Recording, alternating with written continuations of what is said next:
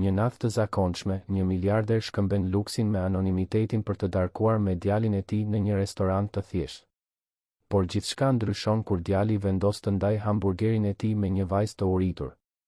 Gjesti i pafajshëm i fëmijës shkakton një lidhje të papritur midis dy familjeve nga botë të kundërta. Nëse ju intereson kjo histori, mos harroni të abonoheni në kanalin ton dhe të na tregoni nga cili qytet po na shikoni. Vazhdojmë. Premtoj se kjo do të jetë historia më e mirë që do të dëgjoni në jetën tuaj. Nata e së premtes në Tiranë sillte me vete ritmin frenetik që karakterizon metropolin më të madh të Shqipërisë. Dritat e shtyllave pasqyroheshin në pellgjet e ujit të lëna nga shiu i pasdites dhe aroma e asfaltit të lagur përzihej me aromën e ushqimit që dilte nga sanduiçeritë dhe restorantet e shpërndara nëpër zonën perëndimore të qytetit. Ishte një nga ato netë të zakonshme, në dukje të njëjta me shumë të tjera, ku miliona histori kryqëzohen pa e kuptuar askush madhështinë e takimeve që fati përgatit. Në lokalin e vogël në lagjen e pazarit të ri, një ambient i thjeshtë dhe mikpritës që funksiononte prej më shumë se 20 vjetësh në të njëjtën adresë, tavolinat ishin të zëna nga familje, çifte dhe grupe miq që kërkonin një vakt të thjeshtë pas një dite të lodhshme pune. Muret ishin zbukuruar me piktura të vjetra të Tiranës, fotografi bardhë e zi që tregonin qytetin në kohë më të thjeshta, kur gjithçka dukej më pak urgjente dhe më njerëzore. Aroma e hamburgerit në pjatë dhe patateve të skuqura sapo të dala nga vaji mbushte ambientin, duke krijuar atë ndjenjën e rehatisë që vetëm ushqimi i shtëpisë mund ta ofrojë. Në një tavolinë diskrete, pranë dritares që shikonte nga rruga e zhurmshme, ishte ulur Marcel Hoxha. Në moshën 42 vjeçare, ai ishte një nga biznesmenët më të suksesshëm të vendit, pronar i njërës prej firmave më të mëdha të ndërtimit në Shqipëri, me projekte të shpërndara në përqarqe të ndryshme dhe një pasuri që i kalonte miliardat. Por atë natë, i veshur me një bluzë polo të thjeshtë blu të errët, xhinse të zbardhura dhe atlete të rehatshme, ai nuk i ngjante as pak manjatëve që zbukuronin kopertinat e revistave të biznesit. Flokët e tij gështenjë tashmë tregonin disa fije të thinjura në tëmtha, dhe fytyra e tij, ndonse e shenjuar nga përgjegjësia e drejtimit të një perandorie biznesi, ruante një shprehje të butë dhe të afrueshme. Pranë tij, duke lëkundur këmbët poshtë karriges në një lëvizje ritmike dhe të shkujdesur që vetëm fëmijët din ta bëjnë, ishte Gabrieli, djali i tij 7 vjeçar. Djali kishte të njëjtët sy të thellë gështenjë si ati, por mbante në buzëqeshjen e gjerë dhe ngjitse një gëzim të pastër që Marceli kishte harruar ta ndjente prej shumë kohësh. Gabrieli kishte veshur një bluzë të ekipit të tij të preferuar të futbollit dhe kishte një fasho në gjurin e majt, rezultati një rrëzimi në këndin e lojrave të shkollës po atë pasdite. Ky ritual i së premtes mbrëma ishte bërë i shenjtë për të dy. Që kur Marceli kishte humbur gruan e tij Marinën 3 vjet më parë, viktimë e një sëmundjeje që e konsumoi ngadalë dhe la një zbrazdi të pamundur për t'u mbushur, ai kishte premtuar vetes se do t'i kushtonte kohë cilësore djalit të tij. Jo kohën e nxituar mes takimeve, jo minutat e vjedhura nga një agjendë e ngjeshur, por momente reale, të vërteta, ku ai mund të ishte thjesht baba, jo biznesmeni që të gjithë njihnin. Marina kishte qenë dashuria e jetës së tij, partnerja e tij që nga koha e fakultetit të inxhinierisë, kur ai ishte ende vetëm një student ndërrimtar që vizatonte projekte në fletore të vjetra dhe besonte se mund ta ndryshonte botën përmes arkitekturës.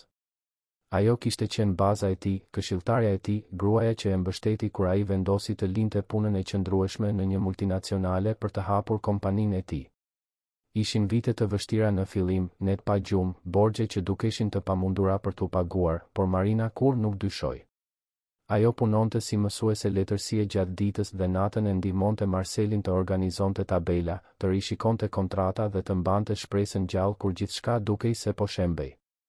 Kur lindi Gabrieli, 7 vjet pas martesës, Marina i ishte përkushtuar plotësisht mëmësisë, por kur nuk reshti se qeni personi i parë që Marceli konsultonte para se të merrte ndonjë vendim të rëndësishëm në biznes.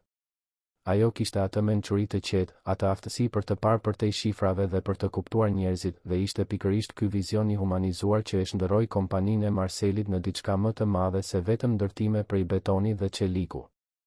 Largimi i Marinës la një vrim që Marceli përpiqej ta mbushte duke u zhytur në punë, por Gabrieli kishte nevojë për një baba të pranishëm, jo për një fantazm që flinte në zyrë dhe shfaqej vetëm për t'i thënë natën e mirë. Kështu filluan të premtet në lokalin e pazarit të ri, larg restoranteve të sofistikuara ku biznesmen si ai zakonisht shiheshin, larg vështrimeve kurioztare dhe bisedave të detyruara për biznes dhe investime. Në atë mjedis të thjeshtë, Marceli mund të merrte frymë. Mund të ishte thjesht një burr që çonte djalin e tij për të ngrënë një hamburger, për të ndarë një milkshake me çokoladë dhe për të dëgjuar historitë e gjalla për shokët e shkollës, filmat vizatimor të preferuar dhe planet e çuditshme që vetëm një mendje fëmijërore mund të krijojë. Gabrieli fliste pa pushim, duke gestikuluar me duart e tij ende të vogla, duke treguar për golin që gati sa nuk e bëri në pushim, për mësuesen e re të matematikës që ishte shumë e lezetshme dhe për qenin që kishte parë në rrugë dhe që ishte i sigurt se kishte humbur.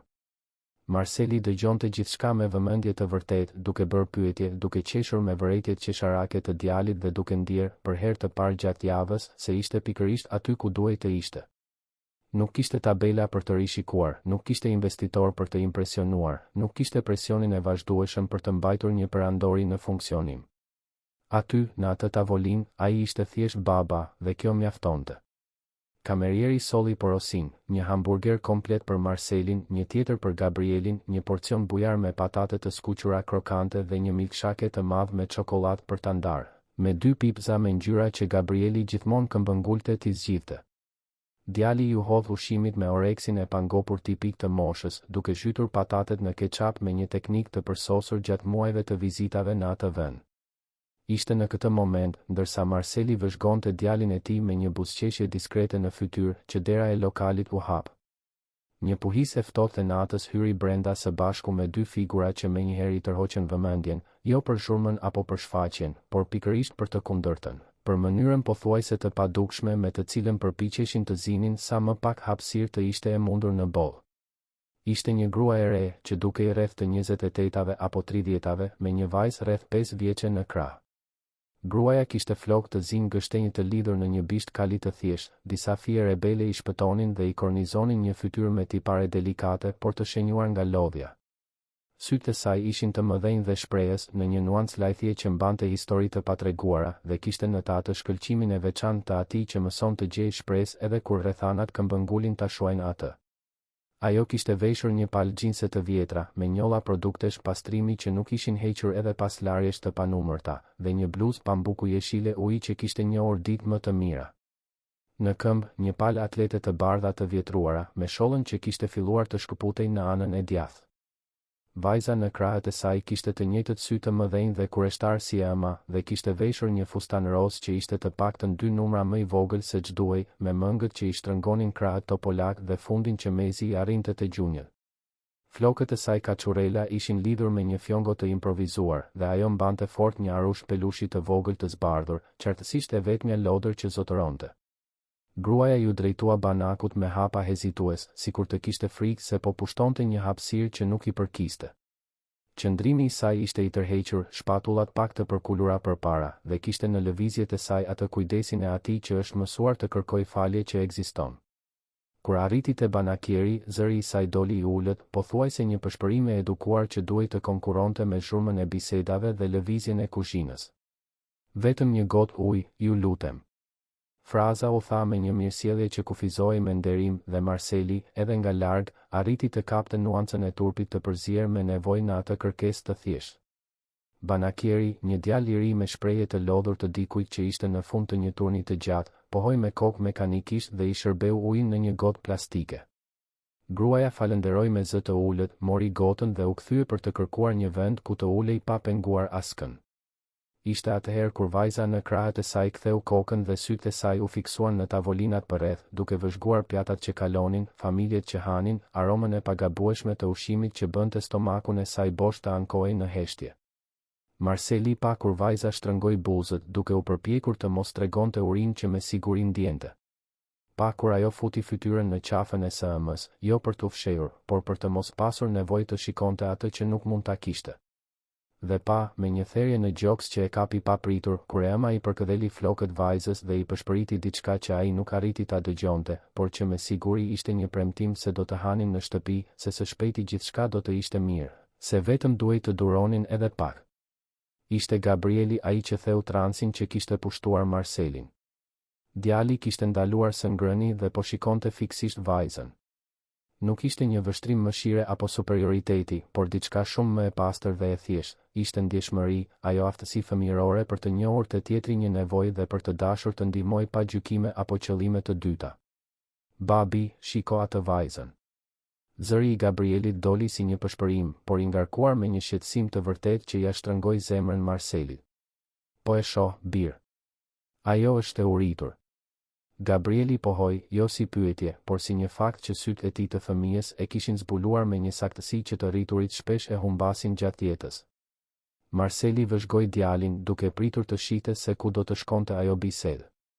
Gabrieli shikoi pjatën e tij, ende gjysmë plot, shikoi përsëri vajzën dhe pastaj ktheu syt nga jati me atë shprehje serioze që bëjnë fëmijët kur janë gati të thonë diçka shumë të rëndësishme. A mund ta ndaj hamburgerin tim me të, babi? Pyeti Gabrieli, dhe kishte në atë pyetje një pafajësi kaq të pastër, një mirësi kaq të natyrshme, saqë Marseli ndjeu syt t'i digjinin. Ishte sikur Marina të ishte aty në atë moment duke folur përmes djalit që kishin rritur së bashku, duke i kujtuar se vlerat që ajo gjithmonë i kishte mbrojtur ishin gjallë dhe po lulëzonin në zemrën e atij djali. Marseli nuk u përgjigj menjëherë. U përkul pak përpara, duke vëzhguar djalin me një admirim që shkonte shumë përtej krenarisë atërore. Aty ishte prova e gjallë se, pavarësisht të gjitha dështimeve, pavarësisht të gjitha mungesave dhe të gjitha momenteve kur ai ishte ndier një baba i papërshtatshëm, Gabrieli po bëhej një qenie njerëzore e jashtëzakonshme. E di, bir, mendoj se mund të bëjmë diçka edhe më të mirë, tha Marseli, zëri i tij doli më i ngjirur se çepriste, i ngarkuar me emocion. Si thua sikur t'i ftojmë të ulen këtu me ne dhe të hanë diçka? Çfarë mendon? Sytë e Gabrielit u ndriçuan sikur sapo ishin ndezur të gjitha dritat e Krishtlindjeve në të njëjtën kohë. Vërtet, babi? A mund t'i thëras? Po, mundesh. Por me delikatesë, në rregull.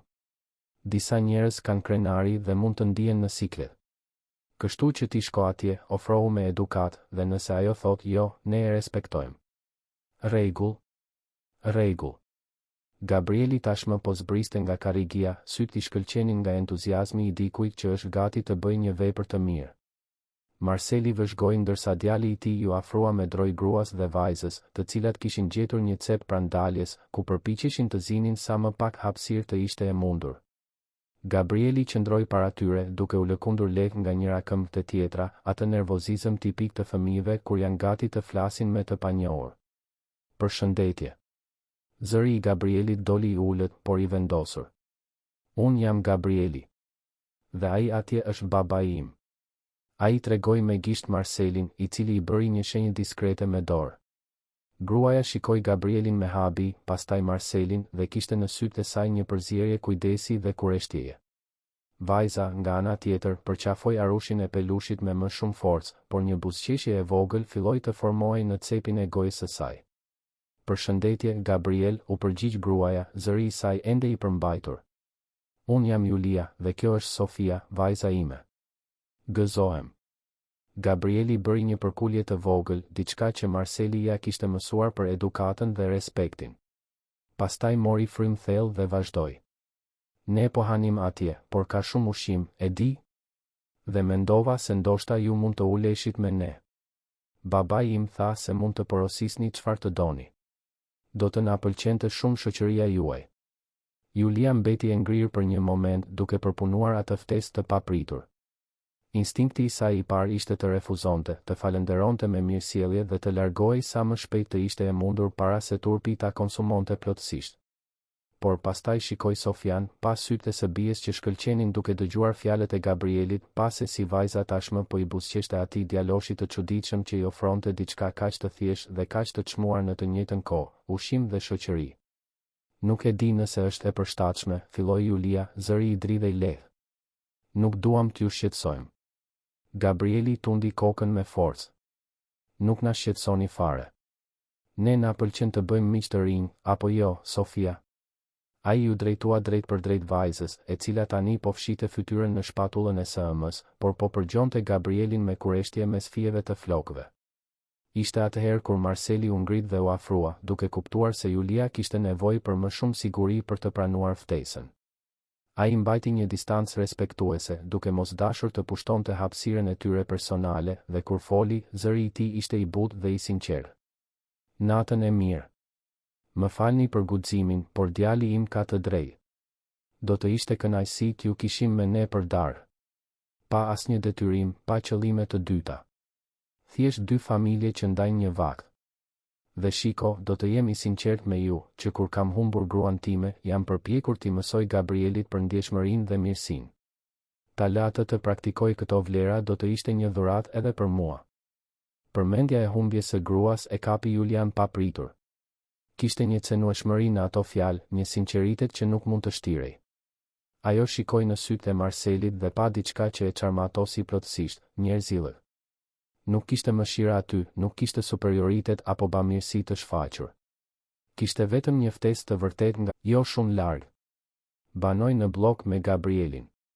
Por më pëlqen të vi këtu të premteve. Është më e qetë, e di? Larg, hërmë, lëvizjes. Marceli zgjodhi fjalët me kujdes, duke mos dashur të tingëllonte mendje madh duke përmendur një nga lagjet më të shtrenjta të Tiranës. Julia e kapi hezitimin dhe kuptoi se kishte më shumë në atë histori se sa po thoshte ai, por nuk e shtyu. Në vend të kësaj, ktheu vëmendjen te Sofia, e cila po qeshte me diçka që kishte thënë Gabrieli, dhe ndiu zemrën t'i ngrohej duke parë të bien kaq të lumtur. Ushqimi erdhi pak minuta më vonë dhe tavolina u shndërrua në një festë të vogël. Sofia shikoi hamburgerin para saj me sy të zgurdulluar, sikur të shihte një vepër arti. Julias ju desh të mbante lotët kur pa të bien të merrte kafshatën e parë, sytë duke ju mbyllur nga kënaqësia e vërtetë teksa shijonte diçka që nuk ishte vetëm oriz dhe fasule të ringrohur.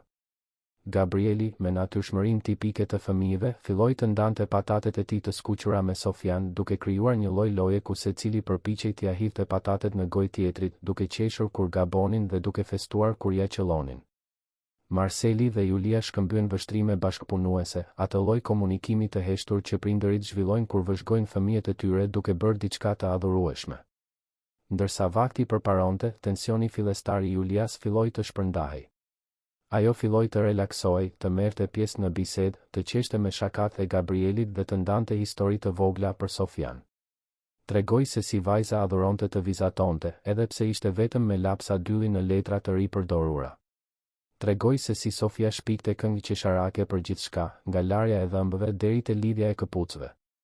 Marceli dëgjonte gjithçka me vëmendje të vërtetë, duke bërë pyetje, duke u interesuar vërtet për përgjigjet. Kishte te Julia një forcë të heshtur që e impresionoi thellë. Edhe pse qartësisht po kalonte vështirësi, ajo ruante një dinjitet të patundur, një ëmbëlsi në shikim dhe një përkushtim ndaj së bijes që ishte i prekshëm në çdo fjalë, në çdo gjest. Kur mbaruan së ngrëni, Gabrieli dhe Sofia tashmë ishin praktikisht miqtë më të mirë. Sofia i kishte dhuruar Gabrielit një vizatim që bëri në pecet, një figurë që supozohej të ishte një superhero fluturues, dhe Gabrieli kishte premtuar t'i sillte disa nga lodrat e tij të vjetra herën tjetër që do të takoheshin. Një premtim i bërë me aq bindje sa as Marceli as Julia nuk patën guxim ta vinin në dyshim. Ishte bërë vonë kur më në fund u ngritën nga tavolina. Marceli pagoi faturën në mënyrë diskrete, pa bërë bujë për këtë, dhe kur Julia u përpoq të protestonte, ai thjesht tha se kishte qenë kënaqësi të kishin shoqërinë e tyre dhe se Gabrieli ishte shumë më i lumtur se sa do të ishte nëse do të kishin ndarkuar vetëm. Në derën e lokalit, të dyja familjet u përshëndetën. Sofia përqafoi Gabrielin me forcë, duke i përshpëritur një faleminderit që e bëri djalin të buzëqeshte nga veshi në vesh.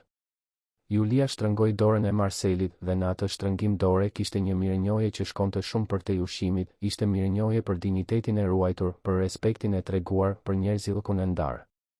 Ndërsa Marceli dhe Gabrieli ecnin drejt makinës, djali nuk pushonte së foluri për Sofian, se sa e lezetshme ishte, se si donte ta shihte përsëri. Marceli dëgjonte një buzëqeshje e butë në fytyrë duke menduar për Julian dhe se si ai takimi i rastësishëm kishte lëvizur diçka brenda tij që ishte në gjumë prej shumë kohësh. Në anën tjetër të rrugës, Julia mbante dorën e Sofias ndërsa ecnin drejt stacionit të autobusit.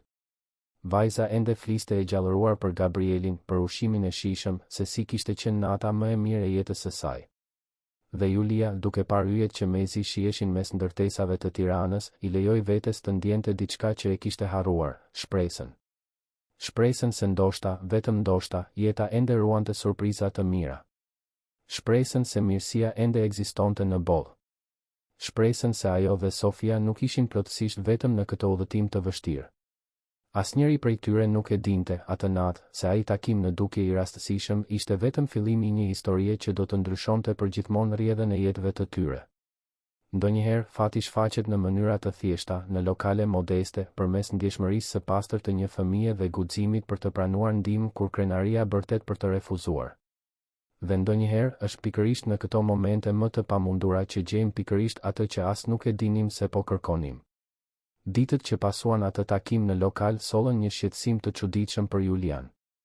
Ajo e gjente veten duke menduar për atë burr të sjellshëm dhe djalin e tij të edukuar, duke pyetur veten nëse gjesti kishte qenë i vërtet apo thjesht një bamirësi kalimtare që të pasurit e bëjnë për të lehtësuar ndërgjegjen.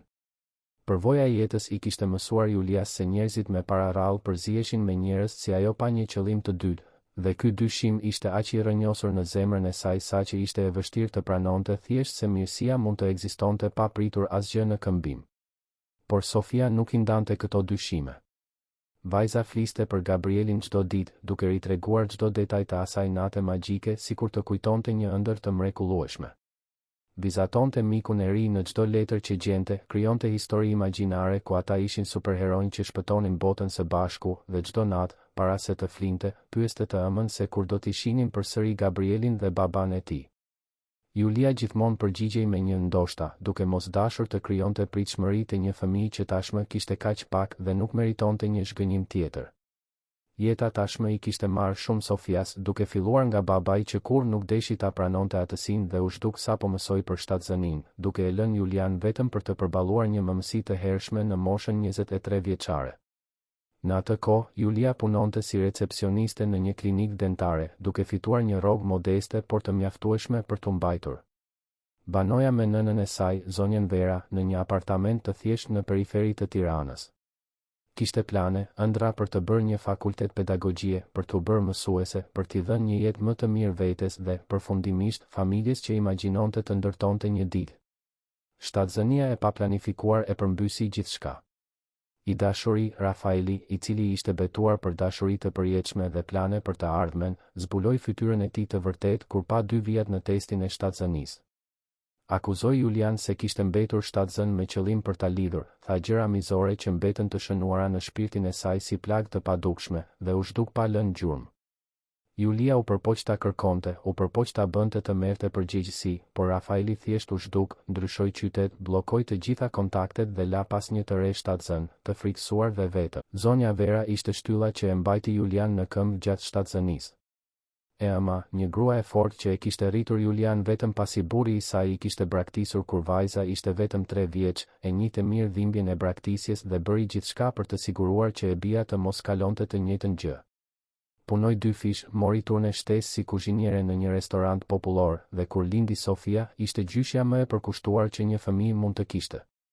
Por jeta ka një mizori të veçantë duke na marrë pikërisht ata që duam më shumë.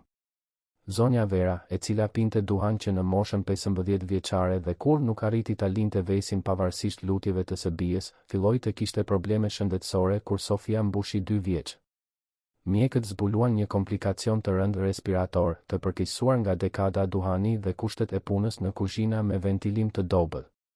Ajo luftoi për më shumë se një vit, duke u përpjekur t'i fshihte Julias se sa po vuante, duke u përpjekur të ishte e fortë deri në momentin e fundit. Kur zonja Vera u largua, mori me vete jo vetëm dashurinë e pakushtëzuar të gjyshes, por edhe stabilitetin e brish financiar që i mbante Julian dhe Sofian minimalisht të sigurta. Apartamenti ishte me qira, dhe pa të ardhurat shtesë të SMs, Julia nuk arriti t'i mbante pagesat. Ju desh të linte punën në klinik për t'u kujdesur për Sofian, e cila ishte shumë e vogël për të qëndruar në çerdhe dhe nuk kishte askën tjetër për të ndihmuar. Shiti çfarë mundi nga mobiljet për të paguar borxhet që zonja Vera kishte lënë me trajtime mjekësore, dhe e gjeti veten, pa pritur, plotësisht vetëm në botë me një fëmijë të vogël për të rritur. Kështu Julia filloi të punonte si pastruese ditore, duke marrë pastrime sporadike përmes rekomandimeve dhe aplikacioneve të shërbimit. Ishte një punë e pasigurt, e paqëndrueshme, ku disa muaj arrinte të siguronte një të ardhur të arsyeshme dhe të tjerë mezi kishte mjaftueshëm për të paguar qiran e dhomës së vogël që ndante me Sofian. Nuk kishte të drejta pune, nuk kishte pagë të 13, nuk kishte pushime të paguara. Ishte të jetoje ditë pas dite, duke u lutur që të mos kishte emergjenca, që Sofia të mos sëmurej, që pronarja e apartamentit të mos rriste qiran. Por Julia kur nuk e la Sofian të kuptonte peshën që mbante. Për vajzën, jeta ishte plot aventura. Dhoma e vogël ishte një kështjell magjike. Orizi me ves i darkës ishte një recetë speciale e përgatitur me dashuri. Rrobat që Julia blinte në dyqane të përdorura ishin thesare të gjetura në dyqane sekrete. Dhe kur nuk kishte para për lodra të reja, Julia krijonte lojra me kuti kartoni, shpikte histori magjepsëse para gjumit dhe e shndërronte mungesën në kreativitet. Ishte një jetë e vështirë, raskapitse, por Julia mbante kokën lart. Ruante dinjitetin. Kur nuk kërkoi lëmosh, kur nuk pranoi favore që e bënin të ndiej inferiore, dhe edukoi Sofian me të njëjtat vlera që zonja Vera ja kishte mësuar asaj: respekt, ndershmëri dhe mirënjohje për gjërat e vogla. Atë të hënë pas takimit në lokal, Julia u zgjua para se të linte dielli, siç bënte gjithmonë. Kishte 3 shtëpi të planifikuara për të pastruar dhe duhej ta linte Sofian me teto luljen, fqinjen e moshuar që kujdesej për vajzën në këmbim të favoreve të vogla dhe një shumë simbolike që Julia e paguante kur mundte. Përgatiti mëngjesin e thjesht, zgjoi Sofian me puthje në faqe, e veshi vajzën me një nga rrobat më pak të arnuara që kishte dhe doli për një ditë tjetër pune të rëndë. Shtëpia e parë ishte pranë qendrës, një apartament I një çifti të ri që punonte gjithë ditën dhe kishte nevojë për dikë që të mbante gjithçka në rregull. Julia pastroi, hekurosi, rregulloi, gjithmonë me kujdesin skrupulos të dikujt që I trajton gjërat e të tjerëve me respekt. Shtëpia e dytë ishte në një zonë tjetër rezidenciale, një shtëpi më e madhe ku jetonte një familje me 3 fëmijë dhe 2 qen. Puna ishte më e vështirë, por zonja e shtëpisë ishte e sjellshme dhe gjithmonë I linte një drekë të përgatitur Julias, një gjest që ajo e falënderonte pafund. Shtëpia e tretë e ditës ishte në një kompleks të standardit të lartë në blok. Julia ishte rekomanduar nga një pastruese tjetër që nuk mund të shkonte, dhe ishte nervoze sepse kur nuk kishte punuar në atë zonë më parë. Portieri e priti me ftohtësi, I kërkoi dokumentet me një ton që e bënte të qartë se nuk ishte e mirë pritur, dhe e shoqëroi deri në apartament sikur të shoqëronte një të dyshuar. Kur Julia hyri në apartament, ju desh të mbante frymën që kërcënonte të shpërthente. Ishte I stërmadh, me tavan të lartë, dritare të mëdha që shikonin nga një kopsht I brendshëm I kompleksit, dysheme mermeri që pasqyronin dritën natyrale dhe një dekorim që ndoshta kushtonte më shumë se sa do të fitonte ajo në një jetë të tërë. Kishte piktura në mure që dukeshin si vepra arti të vërteta, mobilje me dizajn të sofistikuar dhe një kuzhinë që ishte më e madhe se I gjithë apartamenti ku jetonte Julia. Pronarja, një grua e moshës së mesme e veshur me rroba të shtrenjta dhe një ajër superioriteti që as nuk mundohej ta fshite, I dha udhëzime të shpejta dhe doli, duke e lënë Julian vetëm në atë hapësirë frikësuese. Ajo filloi punën nga banja, pastaj shkoi në dhomat e gjumit, rregulloi sallonin, pastroi kuzhinën vezulluese që padyshim përdorej pak. Po mbaronte se lari balkonin kur dëgjoi zëra që vinin nga zyra që ndodhej pranë sallonit kryesor. Dera ishte gjysmë e hapur dhe Julia mund të shihte përmes çarjes një grup burrash të veshur mirë të ulur rreth një tavoline të madhe. Ishin qartësisht në një takim biznesi, duke folur për investime, aksione, shifra që ja sillnin kokën vërdall Julias. Ishte atëherë kur një zë I njohur I tërhoqi vëmendjen, një zë që ishte e sigurt se e kishte dëgjuar më parë, por nuk arrinte ta lokalizonte saktësisht se ku. Kurioztare por pa dashur të ishte ndërhyrëse, Julia u afrua pak, mjaftueshëm sa për të përgjuar diskretisht përmes hapjes së derës. Dhe ishte atëherë kur zemra gati I ndaloi. Ulur në krye të tavolinës, I veshur me një kostum blu të errët pa të meta që ndoshta kushtonte sa 6 muaj qira e Julias, ishte Marceli. I njëjti burr që e kishte ftuar atë dhe Sofian për darkë në lokalin e thjesht në pazarin e ri. Vetëm se tani ai nuk I ngjante as pak babait të shkujdesur me xhinse dhe bluzë polo. Tani ai rezatonte autoritet, fuqi, besim. Julia mbeti e ngrirë, e fshehur pas derës, duke dëgjuar ndërsa Marceli fliste me natyrshmëri për një bashkim biznesi që do të lëvizte qindra miliona euro, për projekte ndërtimi në qarqe të ndryshme, për strategji zgjerimi ndërkombëtar. Burrat e tjerë në tavolinë e dëgjonin me vëmendje nderuese, duke mbajtur shënime, duke rënë dakord me vërejtjet e tij, qartësisht të impresionuar nga vizioni I tij I biznesit. Ishte atëherë kur Julia kuptoi. Ai nuk ishte thjesht një burr I suksesshëm. Ishte dikush që jetonte në një univers krejtësisht të ndryshëm nga I saj. Një univers apartamentesh luksoze, makinash të importuara, udhëtimesh ndërkombëtare dhe vendimesh që ndikonin mira vende pune. Dhe ajo, Julia, ishte vetëm njëra prej mira grave anonime që pastronin apartamentet e këtyre burrave të fuqishëm, të padukshme për sytë e atyre që zinin vendet më të larta të piramidës sociale. Turpi erdhi si një valë dërmuese. Julia ndjeu fytyrën ti digjej, stomakun ti përdridhej, këmbët ti dobësoheshin. Si kishte qenë kaq naive sa të mendonte se ajo ftesë për darkë kishte qenë e vërtetë? Si e kishte lejuar Sofian të krijonte pritshmëri miqësie me një djalë që ndoshta studionte në shkolla private të shtrenjta dhe I kalonte pushimet në resorte në Evropë? Si e kishte lënë veten të besonte, qoftë edhe për një çast, se njerëz nga botë kaq të ndryshme mund të lidheshin vërtet? Pa bërë zhurmë, Julia u kthye në ambientin e shërbimit ku kishte lënë materialet e saj të pastrimit. Mbaroi punën me duar të dridhura, I mblodhi të gjitha shpejt dhe doli nga apartamenti nga dera e shërbimit, e lehtësuar që nuk ju desh të kalonte nga salloni dhe të rrezikonte që Marceli ta shihte atje, në atë pozicion, në atë gjendje. Dallimi mes tyre kur nuk kishte qenë kaq brutal, kaq dhimbshmërisht I qartë. Në autobusin e kthimit për në shtëpi, Julia shikonte nga dritarja pa e parë vërtet qytetin që kalonte. Mendja e saj ishte e përshpejtuar, duke kujtuar çdo moment të asaj nate në lokal, duke reinterpretuar gjithçka në një dritë të re. Ajo kishte qenë bamirësi. Mëshirë. Një I pasur që ndihej mirë me veten duke bërë një vepër të mirë për më pak të favorizuarit. Dhe ajo, budallaqe dhe e dëshpëruar, e kishte pranuar, e kishte lënë Sofian të iluzionohej, e kishte lejuar atë moment të krijonte shpresa që tani duhej të shtypeshin. Kur arriti në shtëpi dhe mori Sofian nga teto lulja, vajza erdhi me vrap, e gjitha e emocionuar, duke mbajtur një vizatim që kishte bërë gjatë ditës. Ishte Gabrieli dhe ajo, dorë për dore, poshtë një ylberi me ngjyra. Julia shikoi atë vizatim dhe ndjeu zemrën t'i thyej në copa të vogla. Atë natë, ndërsa përgatiste një darkë të thjeshtë me oriz, fasule dhe vezë të skuqur, Julia mori një vendim. Duhej ta mbronte Sofian nga një zhgënjim më I madh. Duhej ta priste atë lidhje para se vajza të lidhej shumë, para se realiteti mizor I dallimeve të tyre sociale ta lëndonte të bien edhe më shumë. Vendosi se nëse Marceli do të përpiqej të kontaktonte, ajo do të shpikte justifikime. Nëse do të takoheshin rastësisht, do të ishte e sjellshme por e distancuar. Do të ndërtonte një mur mbrojtës rreth saj dhe Sofias, sepse në përvojën e Julias, muret ishin më të sigurta se urat kur bëhej fjalë për të mbrojtur zemrën. Ajo që Julia nuk e dinte ishte se edhe Marceli po mendonte për të. Që nga ajo natë në lokal, ai nuk arrinte t'i hiqte nga mendja Julian dhe Sofian. Kishte diçka në forcën e heshtur të asaj gruaje që e kishte prekur thellë. Mënyra se si ajo shikonte të bien me aq shumë dashuri pavarësisht vështirësive të dukshme që përballonte. Dinjiteti që ajo ruante edhe në një situatë qartësisht të vështirë. Mirënjohja e vërtet në sytë e saj kur pranoi ftesën për darë. Marceli kishte njohur shumë gra që nga humbja e Marinës. Gra të bukura, inteligjente, të suksesshme. Gra që miqt e tij biznesmen I prezantonin në darka të sofistikuara, gra që frekuentonin të njëjtat qarqe sociale, që kuptonin botën e biznesit dhe dinin të lundronin në kompleksitetet e shoqërisë së lartë tiranase. Por asnjëra prej tyre nuk kishte zgjuar tek ai diçka përtej një bisede të sjellshme dhe të harrueshme.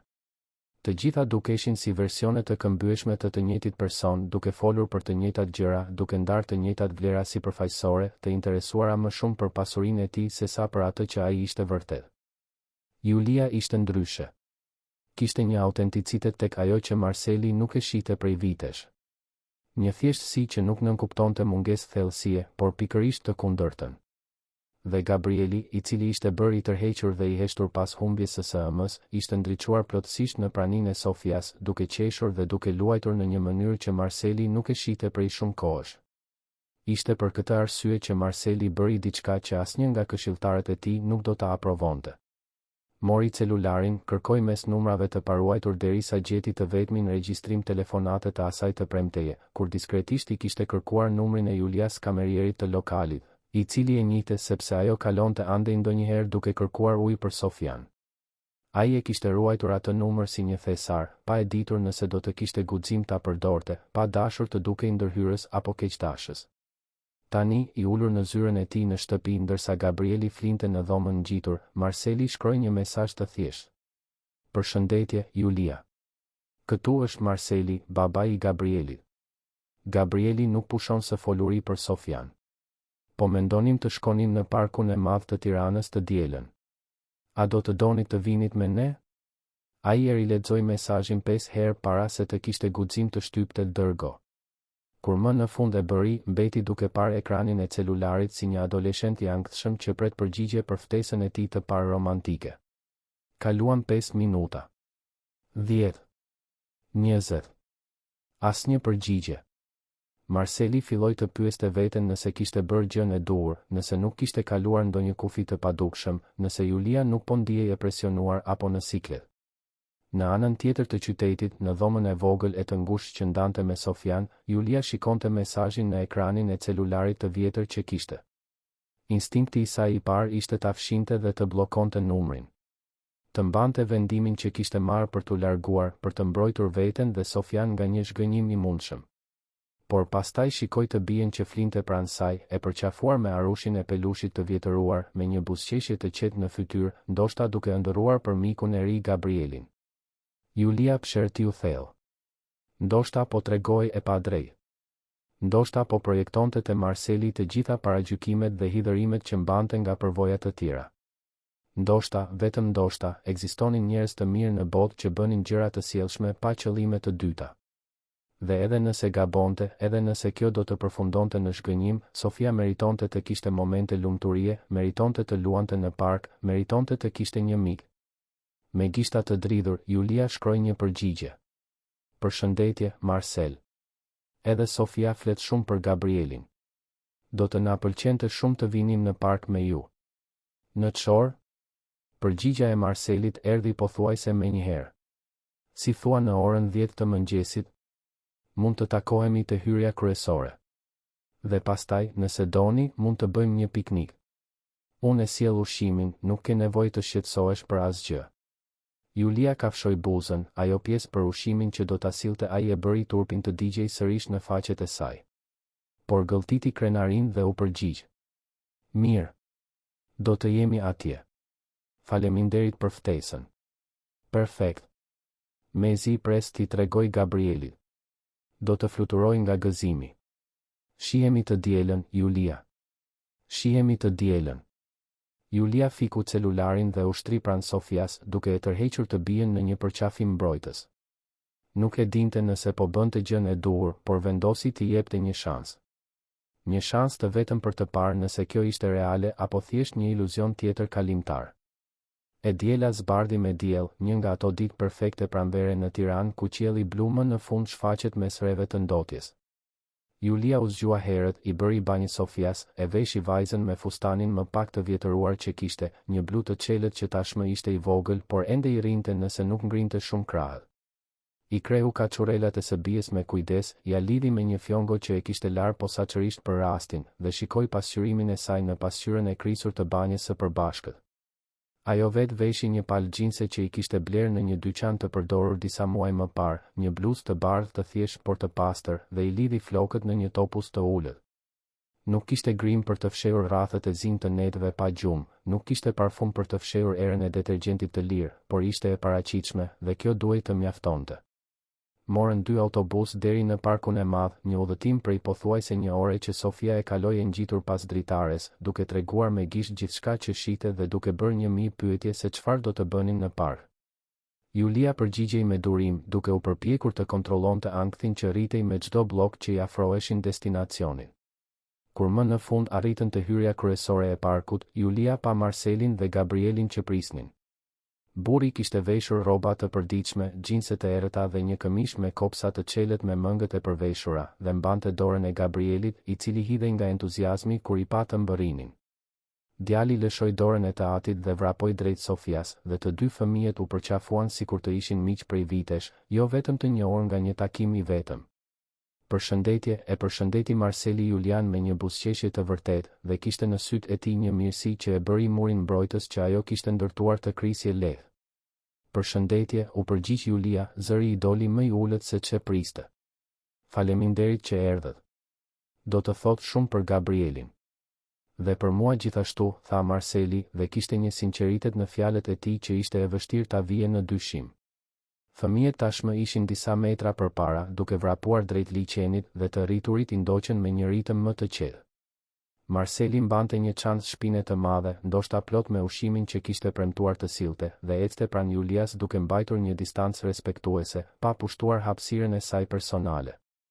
Ata ecën derisa gjetën një lëndim të gjerë dhe me hije, perfekte për fëmijët që të luanin. Marceli shtriu një batanie të madhe në tokë dhe filloi të nxirrte nga çanta sanduiçe, fruta, lëngje, biskota dhe madje një tortë të vogël me çokoladë që i bëri sytë e Sofias të shkëlqenin. Ishte ushqim i vërtet, i larmishëm, ushqyes, lloji i vaktit që Julia arrinte t'i ofronte të bijës vetëm në raste shumë të veçanta. Fëmijët hëngrën me oreks ndërsa bisedonin gjallërisht duke shkëmbyer histori për shkollën, filmat vizatimor të preferuar dhe lojrat që u pëlqenin. Gabrieli i tregoi Sofias se si të bënte toptha me tulin e bukës dhe tua hiv të zogjve që afroheshin kureshtar. Sofia i mësoi Gabrielit një këngë që gjyshja e saj këndonte, dhe djali u përpoq ta shoqëronte me zë të qier, duke i bërë të gjithë të qeshnin. Ndërsa fëmijët luanin, Marceli dhe Julia bisedonin.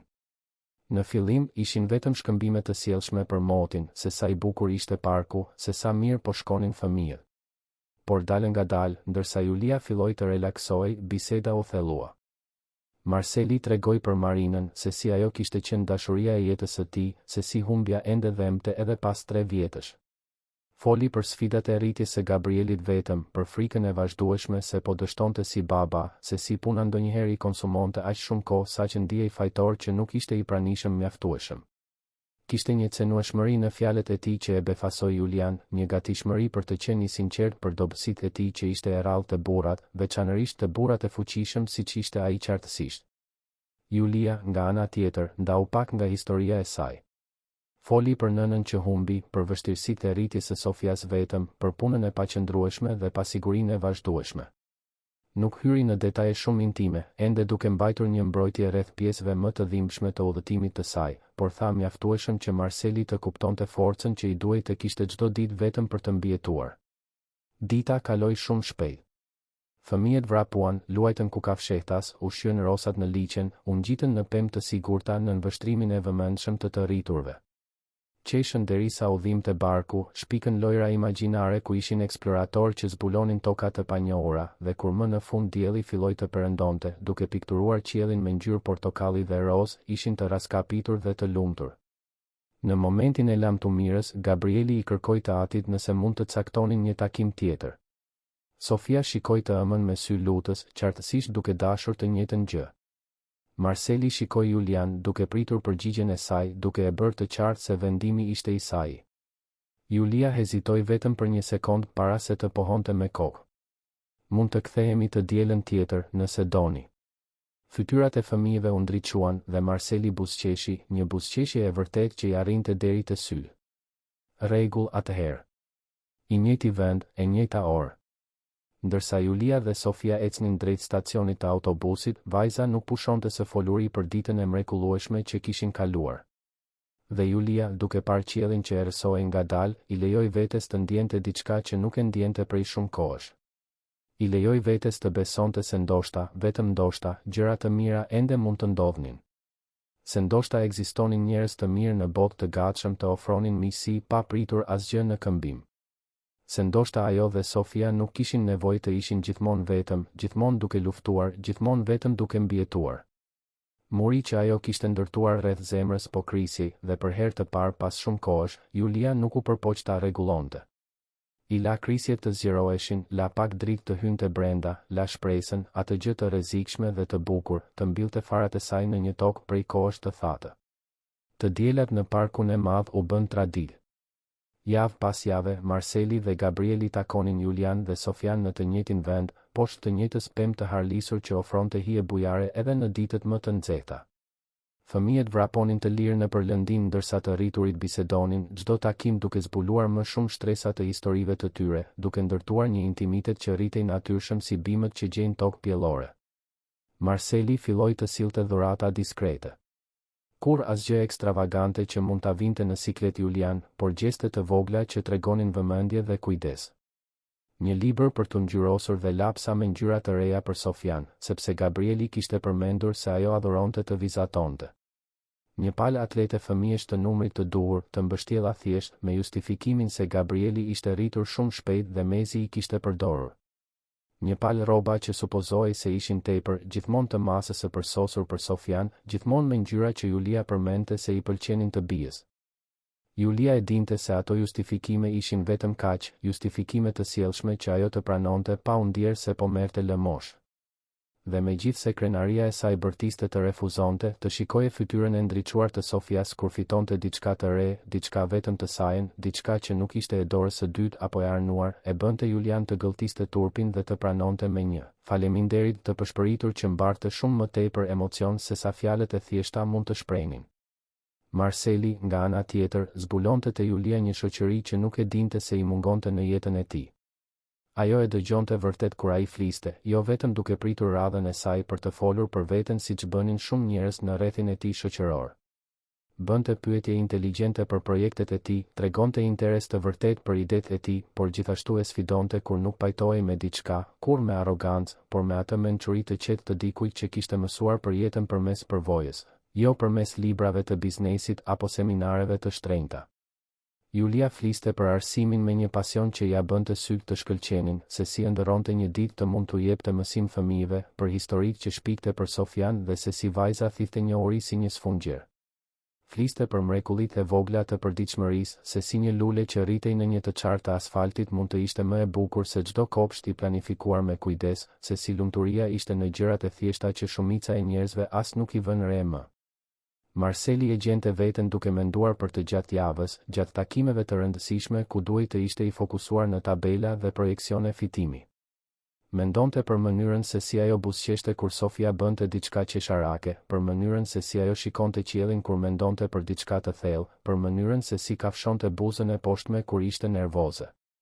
Mendonte se sa e fortë ishte pa pasur nevojë të bërtiste forcën e saj, se sa dinjitoze ishte pa pasur nevojë të shfaqej, se sa e bukur ishte pa e kuptuar as vetë. Dhe ishte pikërisht kur ndjenjat filluan të merrnin konture më të përcaktuara, kur Marceli tashmë po konsideronte t'i tregonte Julias se çfarë ndjente, kur kështjella e brishte rërës që po ndërtonin dukej më në fund e fortë, që gjithçka u shemb në mënyrën më mizore të mundshme.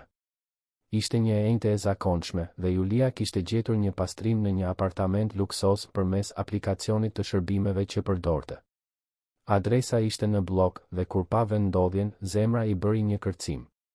Ishte e njëjta zonë ku Marceli kishte përmendur se banonte. Por Tirana ishte e madhe, dhe bloku kishte qindra rrugë dhe mijëra apartamente. Shanset për të qenë pikërisht në pallatin e tij ishin minimale. Ose të paktën kështu përpiqej Julia të binte veten ndërsa merrte 2 autobus deri në vend. Kur arriti në adresë, e njohu menjëherë. Ishte i njëjti kompleks luksos ku kishte punuar javë më parë, ku e kishte parë Marcelin për herë të parë në elementin e tij natyror, i rrethuar nga biznesmen, duke folur për miliona sikur të ishin qindarka. Stomaku i Julias u përdrodh, por ajo mori frym thellë dhe hyri. I duheshin ato para. Qiraja ishte vonuar dhe pronarja e apartamentit ku banonte tashmë e kishte bërë të qartë se nuk do të toleronte më vonesa.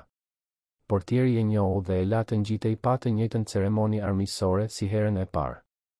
Julia u ngjit me ashensorin e shërbimit, duke parë pasqyrimin e saj të turbullt në dyert metalike, duke u përpjekur të përgatitej mendërisht për disa orë të tjera pune të rëndë. Kur doli në katin e treguar, ndoqi korridorin e shërbimit deri te dera e pasme e apartamentit që duhej të pastronte. Ira ziles dhe priti. Askush nuk u përgjigj. Ira përsëri. Heshtje. Ishte gati të telefononte numrin që kontraktuesja i kishte lënë kur dëgjoi zëra që vinin nga brenda apartamentit. Zëra burrash që bisedonin me ton profesional. Julia hezitoi, pa ditur nëse duhej t'i binte ziles për herë të tretë apo të priste. Ishte atëherë kur dera u hap pa pritur dhe Julia u gjend ballë për ballë me Marcelin. Ai kishte veshur një kostum gri pa të meta, kravatë blu të errët, këpucë italiane që ndoshta kushtonin më shumë se e gjithë garderoba e Julias së bashku. Ishte me celularin ngjitur në vesh, qartësisht në mes të një telefonate të rëndësishme, dhe kur sytë e tij takuan të sajat, befasia ishte e ndërsjellë dhe shkatëruese. Marceli mbeti i ngrirë për një sekondë që dukej se zgjati një përjetësi. Julia pa të kalonin në përsyt e tij një seri emocionesh, befasi, konfuzion, njohje dhe pastaj, atë që ajo kishte më shumë frikë, siklet. Ai hapi gojen për të thënë diçka, por në atë moment një zëthiri nga brenda apartamentit. Marcel, videokonferenca me investitorët japonez do të filloj pas 5 minutash. Po të presim. Zëri ishte autoritar, i paduruar. Marceli vuri dorën mbi mikrofonin e celularit. Julia, nuk e dija se ishe ti, prit një sekond, të lutem, më duhet. Ai gestikuloi vagull drejt brenda apartamentit, drejt takimit që qartësisht nuk mund të ndërpritej. Julia ndjeu sikur kishte marrë një grusht në stomak. Nuk ka nevojë të shqetësohesh. Jam këtu për të punuar. Zëri i saj doli i vendosur, i kontrolluar, edhe pse brenda po shembej. Jo, ti nuk kupton, unë. Marceli u përpoq përsëri, por zëri brenda apartamentit thiri sërish, këtë herë më i irrituar. Marceli shikoi Julian me një shprehje të torturuar, qartësisht i ndarë mes qëndrimit për të shpjeguar dhe kthimit në takimin e miliona dollarëve që e priste. Dhe në atë moment hezitimi, Julia pa gjithçka që i duhej të shite. Pa dallimin brutal mes botëve që ata banonin. Pa se sado i sjellshëm të ishte, sado i sinqert të dukej, në fund të fundit, ajo gjithmonë do të ishte shërbëtorja dhe ai gjithmonë do të ishte shefi. Gjithmonë do të kishte atë humner të pakapërcyeshme mes tyre. Shko. Takimi yt është i rëndësishëm. E di ku është ambienti i shërbimit, tha Julia, duke sforcuar një buzëqeshje profesionale që nuk i arrinte as afër syve. Julia, të lutem. Marceli u përpoq ta kapte butësisht për krahu, por ajo u tërhoq, jo në mënyrë të ashpër, por mjaftueshëm e vendosur për ta bërë të qartë mesazhin. Më duhet të punoj, zoti Hoxha. Mos u shqetësoni. Formaliteti në trajtim ishte si një shuplak për të dy. Marceli gëlltiti me vështirësi dhe Julia pa hidhërimin në sytë e tij, por ai pohoi me kokë dhe u kthye brenda në apartament, duke mbyllur derën mes tyre me një klikim të butë që jehoi si një bubullim në zemrën e Julias. Ajo qëndroi e palvizur në korridor për një minutë të gjatë, duke u përpjekur të kontrollonte frymëmarrjen, duke u përpjekur të mos lejonte lotët që i digjnin pas syve të binin. Pastaj, me lëvizje mekanike, shkoi në ambientin e shërbimit ku pronarja e apartamentit, që Julia tani e kuptonte se ishte sekretarja ekzekutive e Marcelit, kishte lënë materialet e pastrimit dhe një listë detyrash. Gjatë 3 orëve të ardhshme, Julia e pastroi atë apartament me një saktësi pothuajse të dhunshme. Fërkoi dyshemen derisa pasqyrimi i saj u bë perfekt, fshiu çdo sipërfaqe derisa shkëlqeu, rregulloi çdo objekt me një kujdes skrupuloz. Mund të dëgjonte, të mbytura nga dera e mbyllur e zyrës, zërat e takimit. Mund të dëgjonte Marcelin duke folur anglisht rrjedhshëm me investitorët japonez, zëri i tij i vendosur dhe i sigurt, kaq i ndryshëm nga toni i butë dhe i sjellshëm që përdorte kur bisedonte me të dielave në park. Me çdo minutë që kalonte, realiteti bëhej gjithnjë e më i qartë. Ajo ishte bota reale e Marcel Hoxhës. Biznese ndërkombëtare, investime milionëshe, takime me drejtues të fuqishëm. Dhe bota e saj ishte pikërisht ajo. Në gjunjë në dysheme, duke fërkuar banja, duke pastruar pa pastërtitë e të tjerëve, e padukshme për sytë e atyre që vërtet kishin rëndësi. Të diellat në park kishin qenë një iluzion. Një fantazi e këndshme ku ata mund të shtiresheshin se dallimi mes botëve të tyre nuk ekzistonte, se ishin thjesht dy njerëz që njihnin njëri tjetrin, se fëmijët e tyre mund të ishin miq pa qenë kjo e çuditshme apo e papërshtatshme. Por realiteti gjithmonë e kërkon çmimin e tij, dhe realiteti ishte ai. Ajo nga jashtë derës, ai nga brenda, duke marrë vendime që lëviznin pasuri, ndërsa ajo vendoste mes pagesës së faturës së dritave apo blerjes së ushqimit për javën. Kur mbaroi punën, Julia mblodhi materialet e saj, kontrolloi nëse gjithçka ishte perfekte dhe doli nga dera e shërbimit pa shikuar pas. Nuk la shënim, nuk priti të përshëndetej. Thjesht doli, zbriti me ashensorin e shërbimit, kaloi pranë portierit pa bërë kontakt me sy dhe eci deri te stacioni i autobusit me hapa automatik të dikujt që funksionon vetëm në pilot automatik. Në autobusin e kthimit për në shtëpi, duke parë nga dritarja e avulluar qytetin që kalonte, Julia mori një vendim. Duhej të mbronte veten dhe Sofian. Duhej t'i jepte fund asaj fantazie para se gjërat të bëheshin edhe më të komplikuara, para se ndjenjat që ajo mezi kishte guxim t'ia pranonte vetes të rriteshin më shumë, para se Sofia të lidhej aq shumë me Gabrielin saqë ndarja e pashmangshme ta lëndonte në mënyrë të pariparueshme. Kur Marceli u përpoq të telefononte atë natë, Julia nuk ju përgjigj. Kur ai i dërgoi mesazh duke pyetur nëse ishte gjithçka në rregull, nëse mund të bisedonin, ajo u përgjigj vetëm se ishte e zënë.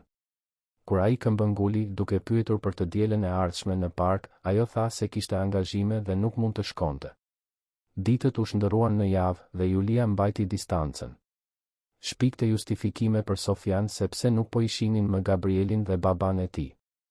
Thosh se duhet të ishin shumë të zënë, se ndoshta kishin udhëtuar, se ndonjëherë miqësit janë kështu, vinë e shkojnë si stinën. Sofia qante, pyeste se çfarë kishte bërë gabim, pse Gabrieli nuk e donte më. Dhe çdo lot i së bijës ishte një thikë e mprehtë në zemrën e Julias, por ajo qëndroi e vendosur në vendimin e saj. Ishte më mirë një dhimbje e mprehtë tani sesa një agoni e zgjatur më vonë. Marceli, në anën tjetër të qytetit, ishte i dëshpëruar. Nuk kuptonte se çfarë kishte ndodhur, pse Julia ishte larguar kaq pa pritur. Rikujtonte mendërisht çdo moment të atij takimi në korridor, çdo fjalë të thënë, duke u përpjekur të identifikonte se ku kishte gabuar. Gabrieli pyeste çdo ditë për Sofian, pyeste se kur do t'i shihnin përsëri mikeshat, dhe Marceli nuk kishte përgjigje për të dhënë. Ishte një pasdite e diel, 4 javë pas atij takimi fatal, që Marceli vendosi se i duheshin përgjigje. Nuk duronte më pasigurin, nuk duronte ta shihte Gabrielin të trishtuar, nuk duronte zbrazëtin që mungesa e Julias kishte lënë në jetën e tij. Ai ishte dashuruar me të, dhe kjo e vërtet që përpiqej t'ia mohonte vetes tani ishte e pamundur të injorohej. Ishte dashuruar me forcën e saj, me butësinë me të cilën trajtonte Sofian, me mençurinë në fjalët e saj, me mënyrën se si ajo e bënte të donte të ishte një person më i mirë. Duke përdorur burimet që kishte në dispozicion, diçka që normalisht nuk do ta bënte kurrë për të respektuar privatësinë e njerëzve, Marceli arriti të gjente adresën ku banonte Julia. Nuk ishte e vështirë. Një telefonat në aplikacionin e shërbimeve, një shpjegim se i duhej të kthente diçka që ajo kishte harruar, dhe ai e kishte informacionin. E dinte se po kalonte një kufi, po pushtonte hapësirën e saj në një mënyrë që ndoshta nuk do të ishte e mirë pritur, por duhej të provonte. Duhej të paktën të kuptonte. Të dielën pasdite, Marceli parkoi makinën disa bloqe larg adresës. Nuk donte të tërhiqte vëmendjen me automjetin e importuar në një lagje ku makina të tilla qartësisht nuk ishin të zakonshme. Eci nëpër rrugë, duke vëzhguar dallimet e theksuara mes asaj lagjeje dhe të tijës. Shtëpitë ishin të thjeshta, shumë prej tyre kishin nevojë për riparime. Trotuaret ishin me gropa, fëmijët luanin në rrugë sepse nuk kishte parqe afër, era e ujrave të zeza dilte nga disa pusetave të mbuluara keq. Kur arriti në ndërtesën ku banonte Julia, Marceli qëndroi në trotuar për një moment të gjallë. Ishte një ndërtesë e vjetër, me bojën që po hiqej, dritare me hekura të ndryshkur, një hyrje e errët që mbante erë myku. Ai mendoi për apartamentin e tij të gjerë, me pamje nga parku, me gjithë sigurinë dhe rehatin që parat mund të blinin. Dhe pastaj mendoi për Julian dhe Sofian që jetonin atje në ato kushte, dhe ndiu një përzierje admirimi për forcën e saj dhe turpi që kurrë nuk e kishte kuptuar vërtet se sa e vështirë ishte jeta që ajo bënte. U ngjit shkallëve, ashensori qartësisht ishte prishur prej kohësh, dhe kur arriti në katin e tretë, kërkoi për apartamentin. Gjeti derën, një derë druri të vjetër me bojë të hequr, dhe mori frymë thellë para se të trokiste. Dëgjoi hapa të lehtë nga ana tjetër, dhe pastaj zërin e Julias që pyeste se kush ishte. Kur ai u përgjigj, heshtja që pasoi ishte shurdhuese. Ai e imagjinoi Julian nga ana tjetër e derës, ndoshta duke debatuar me veten nëse duhej apo jo të hapte. Më në fund, dera u hap, por vetëm një e qarë, zinxhiri i sigurisë ende në vend. Julia e shikoi me një shprehje që përziente befasi, zemërim dhe diçka tjetër që Marceli nuk arriti ta identifikonte. Ajo kishte veshur rroba të thjeshta shtëpie, flokët të lidhur në një topuz të shkujdesur, pa asnjë grim, dhe megjithatë Marceli e gjeti gruan më të bukur që kishte parë ndonjëherë. Çfarë po bën këtu? Zëri i Julias doli i ftohtë, i kontrolluar. Më duhej të flisja me ty, nuk u përgjigjesh telefonatave të mia, nuk u përgjigjesh mesazheve të mia Julia, çfarë ndodhi? Çfarë bëra gabim? Sofia u shfaq pas së ëmës, dhe kur pa Marcelin, fytyra e saj u ndriçua. Xhaxhi Marcel. Ku është Gabrieli? Julia vuri dorën në shpatullën e së bijës, butësisht por me vendosmëri. Sofia, shko në dhomë, të lutem. Të rriturit duhet të bisedojnë. Por mami, unë dua ta shoh Gabrielin. Vajza protestoi dhe Marceli pa lotët që filluan t'i formoheshin në sy. Më vonë, dashuri. Tani shko, këmbënguli Julia dhe Sofia doli duke zvarritur këmbët, duke shikuar pas disa herë para se të zhdukej pas një përdeje që ndante dhomën e vogël. Julia lëshoi zinxhirin dhe hapi derën plotësisht, por nuk e ftoi Marcelin të hynte. Kryqëzoi krahët para gjoksit në një qendrim mbrojtës. Si e gjete adresën time? A ka rëndësi? Po, ka rëndësi. Nuk kishe të drejtë të pushtoje privatësinë time në këtë mënyrë. Ke të drejtë. Ishte ndërhyrje dhe të kërkoj ndjes për këtë. Por jam i dëshpëruar, Julia. Nuk kuptoj se çfarë ndodhi. Po njiheshim, Gabrieli dhe Sofia ishin të lumtur dhe papritur ti thjesht u zhduke. Ti e di saktësisht se çfarë ndodhi, u përgjigj Julia, zëri i dridhej lehtë pavarësisht përpjekjes për ta mbajtur të qëndrueshëm. Jo, vërtet nuk e di. Ishte për shkak të asaj dite në apartament? Sepse ishe atje për të punuar? Julia, nëse ishte kjo, duhet të më dëgjosh. Çfarë duhet të dëgjoj? Që të vjen keq për mua? Që je një burr kaq i mirë sa nuk të intereson që gruaja me të cilën po ndërton një miqësi është personi që pastron banjën tënde? Fjalët dolën të ngarkuara me një dhimbje që Julia nuk arriti ta fshite. Kështu mendon ti? Që më vjen keq? Marceli bëri një hap përpara, por Julia u tërhoq duke mbajtur distancën mes tyre. Julia, nuk më intereson se çfarë bën për të jetuar. Më intereson se kush je ti dhe ti je një nga njerëzit më të fortë, më të guximshëm, më të vërtetë që kam njohur ndonjëherë. Ti jeton në një botë tjetër nga e imja, Marcel. Julia tundi kokën, lotët më në fund i shpëtuan nga cepat e syve. Ti merr vendime që lëvizin miliona. Unë vendos nëse do të paguaj qiran apo do të blej ushqim për vajzën time. Ti ke takime me investitor japonez. Unë pastroj pa pastërtitë e njerëzve që as nuk ma din emrin. Nuk funksionon. Nuk mund të funksionoj. Pse jo, këmbënguli Marceli, zëri i ngarkuar me emocion. Sepse shoqëria thotë se nuk duhet. Sepse njerëzit do të gjykojnë?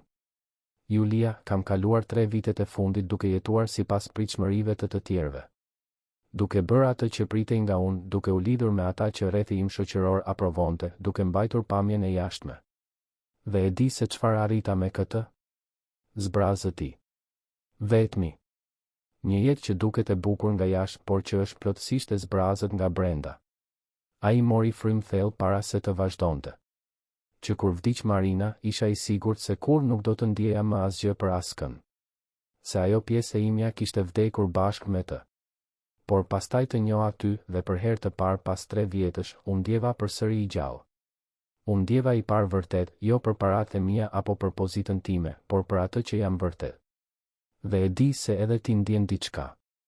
E di sepse e shoh në mënyrën se si më shikon, në mënyrën se si buzëqesh kur flas me Sofian, në mënyrën se si relaksohesh kur jemi bashkë. Julia fshiu lotët me kurrizin e dorës, por lotë të rinj vazhdonin të binin. Edhe nëse do të ndjeja, dhe nuk po them se ndjej, nuk do të ndryshonte asgjë. Njerëzit do të na shikojnë dhe do të shohin biznesmenin miliarder me shërbëtoren. Do të mendojnë se jam me ty përpara, se jam një tjetër interesagjie që përpiqet të bëj goditjen. Po Gabrieli, si mendon se do të jetë për të në shkollë kur të zbulojnë se nëna e shokut të tij është pastruese? E çfarë pastaj? Marceli ngriti zërin, jo nga zemërimi, por nga frustrimi. E çfarë pastaj, çfarë mendojnë njerëzit? Unë nuk po kërkoj miratimin e tyre. Po kërkoj një shans për ne. Për të parë se ku mund të shkoj kjo. Nuk po premtoj se do të jetë e lehtë, Julia. E di se do të ketë sfida, se do të ketë njerëz që do të gjykojnë, se do të ketë momente të vështira. Por e vetmja gjë që e di me siguri është se nuk dua ta jetoj pjesën tjetër të jetës sime duke pyetur veten po sikur. Julia qëndroi në heshtje, lotët ende i rridhnin lirshëm nëpër fytyrë.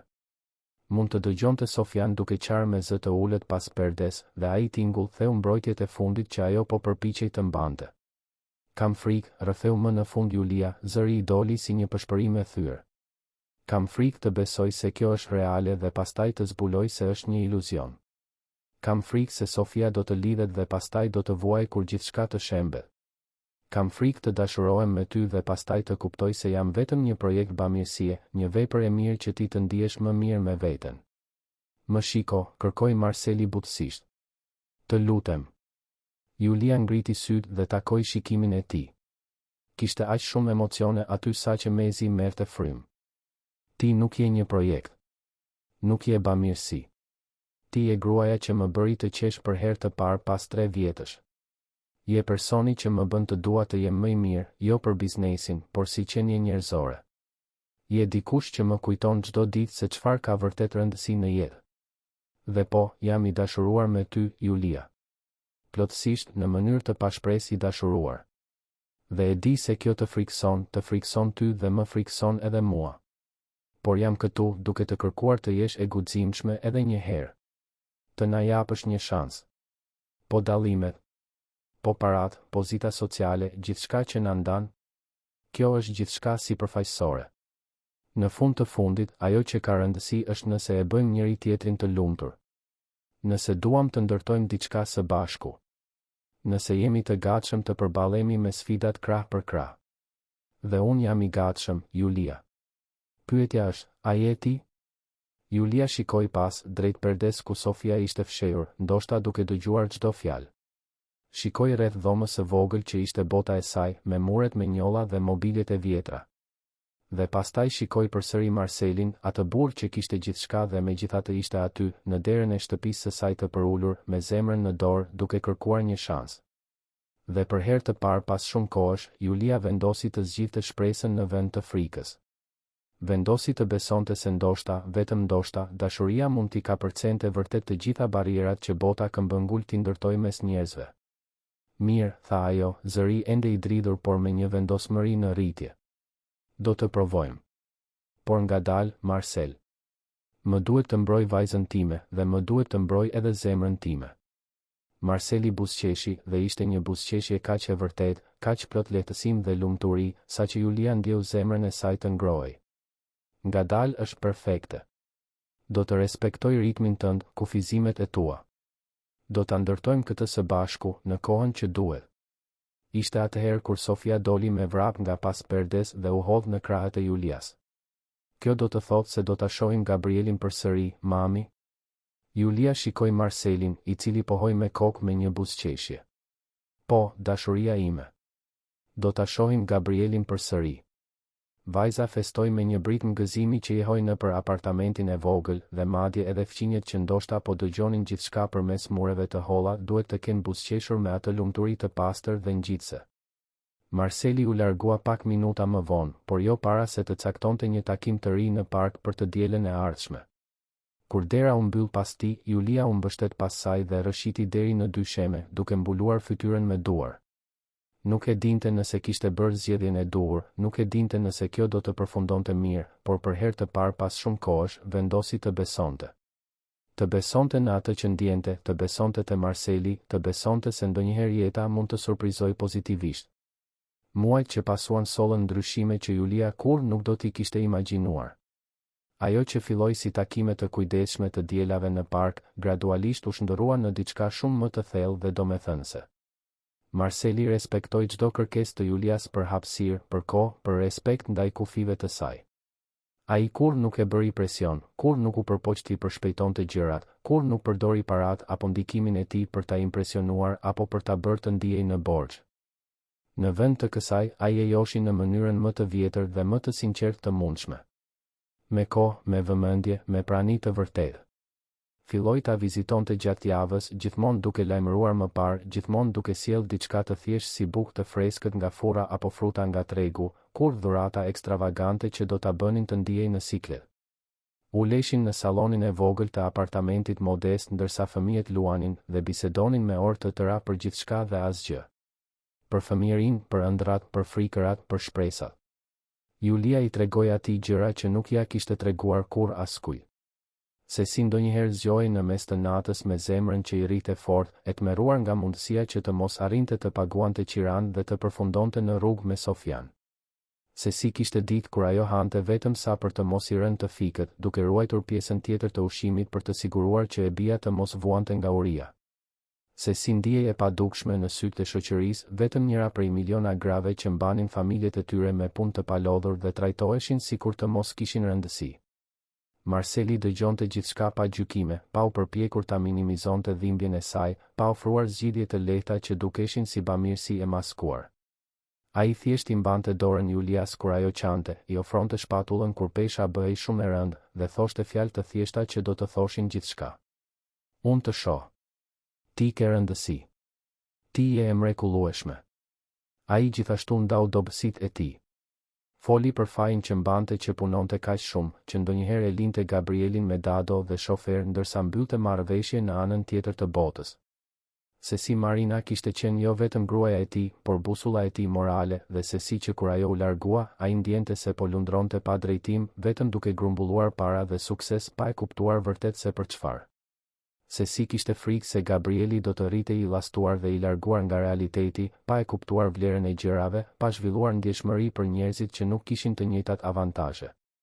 Ishte Julia ajo që vuri në dukje, me mençurinë e saj të qetë, se Gabrieli ishte një fëmijë I jashtëzakonshëm pikërisht sepse Marceli ishte një baba I pranishëm në momentet që vërtet kishin rëndësi. Se nuk bëhej fjalë për sasinë e kohës, por për cilësinë. Se Gabrieli I ofroi ushqim Sofias atë natë në lokal sepse kishte mësuar nga babai I tij për ndjeshmërinë, për ta parë tjetrin si qenie njerëzore, për të vepruar kur sheh dik në nevojë. Ndërsa muajt kalonin, Gabrieli dhe Sofia u bën të pandashëm. Marceli filloi ta merrte Sofian për të luajtur me Gabrielin në shtëpinë e tij, gjithmonë me lejen e kujdesshme të Julias. Herën e parë që Sofia pa apartamentin luksos ku ata banonin, syt gati I dolën nga vendi. Ishte si të hyje në një përrall, me dhoma më të mëdha se I gjithë apartamenti I saj, lodra të mjaftueshme për një dyqan të tërë, një pishin të ngrohtë në Tarac dhe një pamje të Tiranës që dukej e marrë nga një kartolinë. Julia u tensionua gjatë asaj vizite të parë, e shqetësuar se Sofia do të magjepsej shumë, se do të fillonte të kishte turp nga vendi ku banonin, se do të donte gjëra që Julia kur nuk mund t'ia jepte. Por Marceli, me ndjeshmërinë e tij në rritje për ndjenjat e saj, bëri një bisedë me Gabrielin para asaj vizite. I shpjegoi të birit se jo të gjithë kishin të njëjtat gjëra si ata, se kjo nuk e bënte askënd më të mirë apo më të keq, thjesht ndryshe. Se Sofia dhe Julia ishin njerëz të mrekullueshëm jo për atë që kishin, por për ata që ishin. Se pasuria e vërtet ishte në karakter, në mirësi, në forcën për të kapërcyer vështirësi. Gabrieli, me mençurinë befasuese që fëmijët ndonjëherë tregojnë, e kuptoi në mënyrë perfekte. Kur Sofia mbërriti, ai tregoi lodrat e tij, por ajo që I pëlqeu më shumë të bënte ishte të ndërtonte një kasole me çarçaf në sallon, të krijonte një botë imagjinare ku lodrat e shtrenjta mbeteshin mënjan dhe imagjinata mbretëronte supreme. Ishte gjatë një prej këtyre ditëve, ndërsa Julia dhe Marceli vëzhgonin fëmijët duke luajtur, që ai më në fund tha 3 fjalët që I digjnin në gjoks prej javësh. Të dua, Julia. Tha thjesht, pa dredha, pa gjeste të mëdha romantike. Vetëm e vërteta e zhveshur. Julia e shikoi, lotët tashmë filluan t'i formoheshin. Një pjesë e saj donte t'ia kthente, sepse ishte e vërtet, edhe ajo e donte, ishte dashuruar me atë burr që ishte kaq I ndryshëm nga ç'imagjinonte se ishin burrat e pasur. Por një pjesë tjetër e saj ende kishte frikë, ende pyeste veten nëse kjo ishte reale, nëse do të zgjaste, nëse nuk ishte vetëm një fazë kalimtare për Marcelin para se ai të kthehej në botën e grave të sofistikuara që I përshtateshin. E di që ke frikë, vazhdoi Marceli, sikur të mund t'i lexonte mendimet. Dhe është në rregull. Nuk ke nevojë ta thuash tani. Vetëm doja që ta dije. Doja të kuptoje se kjo nuk është kalimtare për mua, Julia. Ti ma ndryshove jetën, ja ndryshove jetën Gabrielit. Dhe nuk dua të kthehem të jetoj pa ty. Julia më në fund I la lotët të binin lirshëm. Edhe unë të dua, përshpëriti, dhe ishte sikur një peshë e madhe t'i ishte hequr nga supet. Kam frikë, po. Por të dua. Dhe kjo është më e madhe se frika. Ata u puthën për herë të para atë ditë, një puthje e butë, plot premtime dhe shpresa. Një puthje që vulosi diçka mes tyre, diçka që të dy e dinin se do të ndryshonte gjithçka. Por si çdo histori që duket se po shkon drejt një fundi të lumtur, ende kishte pengesa për t'u përballur. Më e madhja erdhi nga aty ku Marceli më pak e priste, familja e tij. Marceli kishte 2 vëllezër më të vegjël, Ricardin dhe Endritin, të dy gjithashtu biznesmen të suksesshëm, dhe një motër, Beatricën, e martuar me një politikan me ndikim. Kur Marceli më në fund I tregoi familjes për Julian, reagimi ishte I menjëhershëm dhe shkatërues. Ricardi ishte më I drejt për drejti. Ke humbur mendjen, Marcel? Një pastruese? E ke idenë se çfarë do të thonë njerëzit? Se çfarë do t'i bëj kjo reputacionit të familjes, bizneseve? Endriti ishte më i kujdesshëm në fjalë, por jo më pak mizor në mesazh. E kuptoj që je i vetmuar që kur vdiq Marina, por nuk ke nevojë të ulesh kaq poshtë. Ka mira gra të përshtatshme për nivelin tënd shoqëror. Pse duhet të zgjedhësh pikërisht një që qartësisht është e interesuar për paratë e tua? Beatrisa ishte më e keqja.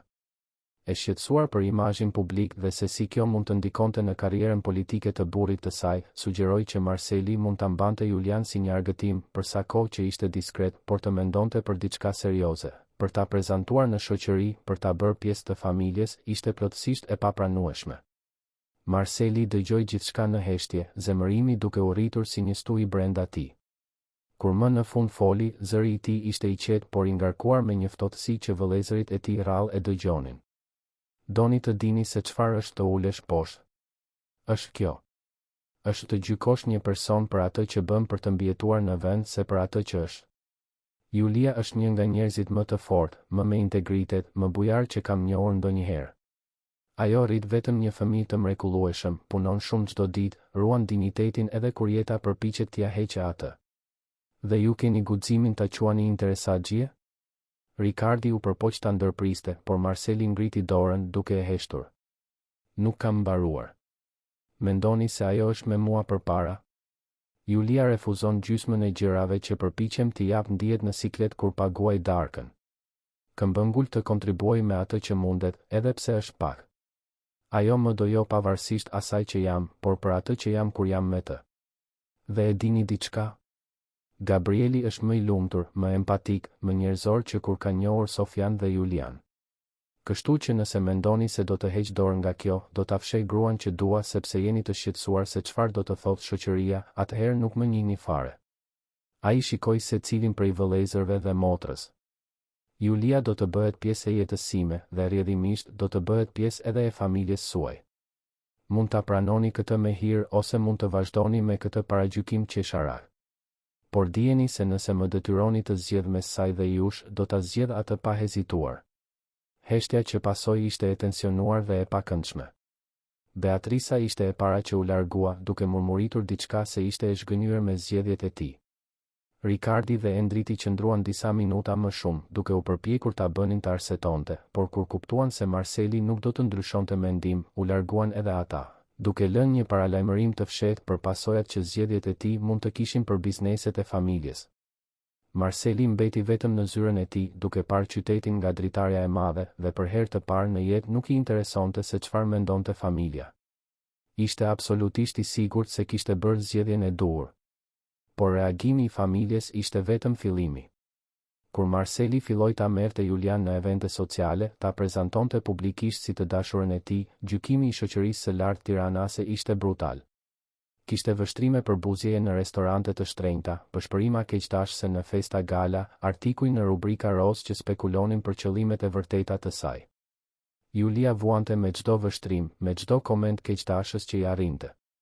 Kishte net kur qante në krahët e Marselit, duke pyetur veten nëse ai nuk do të ishte më i lumtur me dik nga bota e tij, dik që mund të bisedonte për investime dhe aksione pa u humbur, dik që dinte se cilin pirun të përdorte në darka me 15 pjata.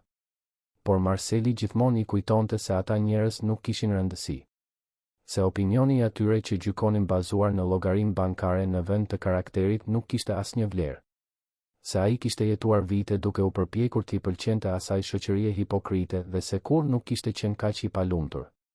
Se që kur njohu Julian, më në fund kuptoi atë që Marina gjithmonë ishte përpjekur t'i mësonte, se suksesi nuk matet me para, por me dashuri, me lidhje të vërteta, me trashëgimin që lëm në zemrat e njerëzve.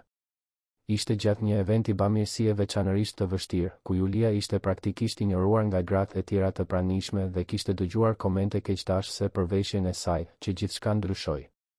Marseli, i cili ishte larguar për një moment për të folur me një partner të rëndësishëm, u kthye dhe e gjeti Julian vetëm në një cep, duke u përpjekur të mbante lotët. Pa thënë asnjë fjalë, ai e mori për dorë dhe e çoi deri në skenë ku po zhvillohej ankandi bamirës. Mori mikrofonin nga duart e prezantuesit të befasuar dhe kërkoi vëmendjen e të gjithëve. Natën e mirë. E di që ky nuk është momenti i programuar për fjalime, por më duhet të them diçka të rëndësishme. Salla ra në heshtje, qindra sy të fiksuar tek ai.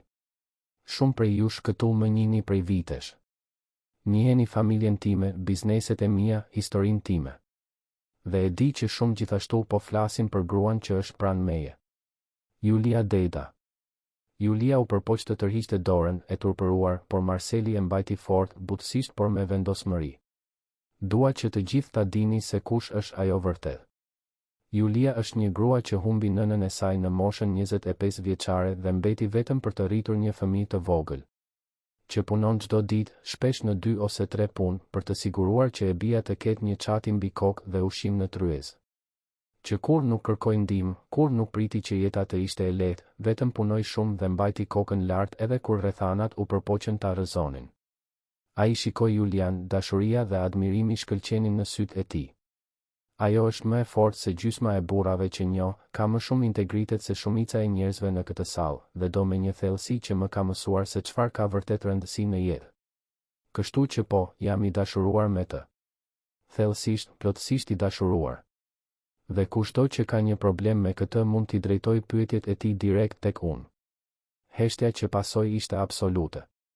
Disa njerëz dukeshin të shokuar, të tjerë të turpëruar, disa të pak po buzëqeshnin diskretisht.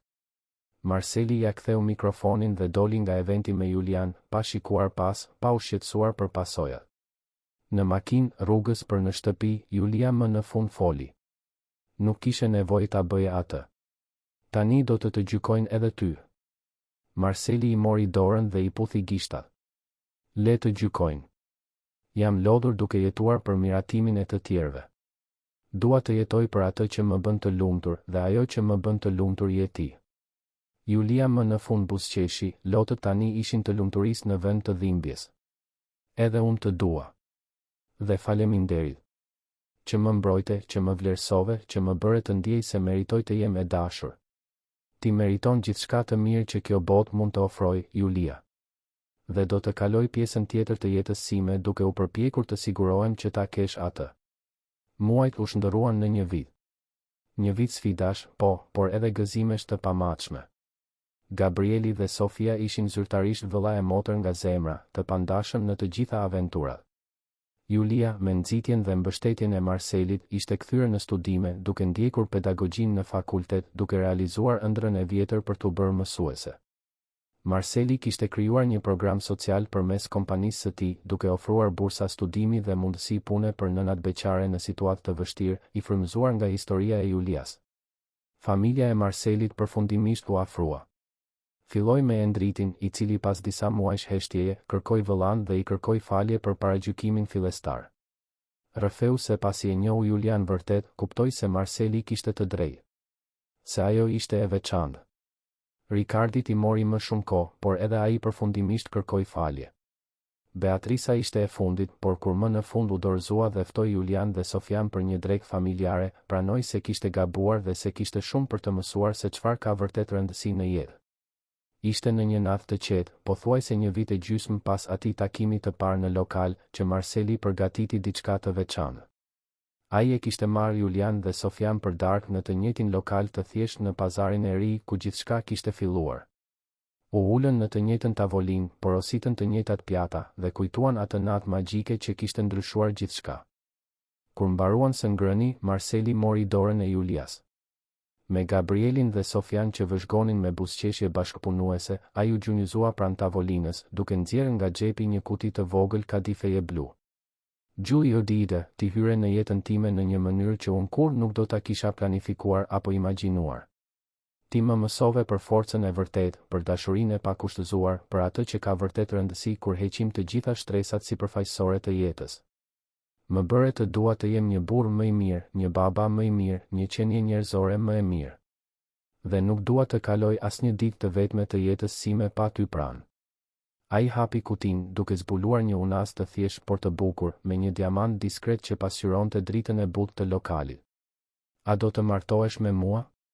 A do të ndërtosh një jetë me mua, me të gjitha sfidat që mund të vinë, me të gjitha dallimet që bota këmbëngul t'i theksoj, por edhe me gjithë dashurinë që e di se mund ta ndajmë? Julia po qante, lotët i rridhnin lirshëm në përfytyr, por ishin lot lumturie të pastër. Rreth tyre, klientët e tjerë të lokalit e kishin kuptuar se çfarë po ndodhte dhe po vëzhgonin në heshtje respektuese. Sofia hidhej nga entuziazmi pranë Gabrielit, i cili kishte një buzëqeshje nga veshi në vesh. Po, më në fund arriti të thoshte Julia, zëri i thyer nga emocioni. Po, dua. Dua të ndërtoj një jetë me ty, të përballem me gjithçka që vjen, të dua çdo ditë për pjesën tjetër të jetës sime. Marceli i vuri unazën në gisht dhe e tërhoqi për një puthje, ndërsa i gjithë lokali shpërtheu në duartrokitje dhe britma lumturie. Gabrieli dhe Sofia vrapuan t'i përqafonin të dy, duke krijuar një grumbull të vogël dashurie dhe gëzimi që bëri të gjithë përreth të buzëqeshnin. Atë natë, ndërsa ktheheshin në shtëpi, Sofia duke fjetur në sediljen e pasme të makinës pranë Gabrielit, Julia shikoi unazën në gishtin e saj, ende duke mos besuar se ishte e vërtetë. Shikoi Marcelin që drejtonte makinën pranë saj dhe pa jo biznesmenin miliarder, jo burrin e fuqishëm që komandonte një perandori, por thjesht burrin që e donte atë. Burrin që kishte dëshmuar se dashuria e vërtet mund t'i kapërcej vërtet të gjitha barierat që shoqëria përpiqet të imponojë. Kur nuk e imagjinova se duke kërkuar një gotë ujë në një lokal do të ndryshonte e gjithë jeta ime, tha Julia butësisht. Marceli i mori dorën dhe ja çoi te buzët duke e puthur butësisht. Kur nuk e imagjinova se duke i mësuar djalit tim për ndjeshmërinë do të më sillte dhuratën më të madhe që mund të merrja. Ty.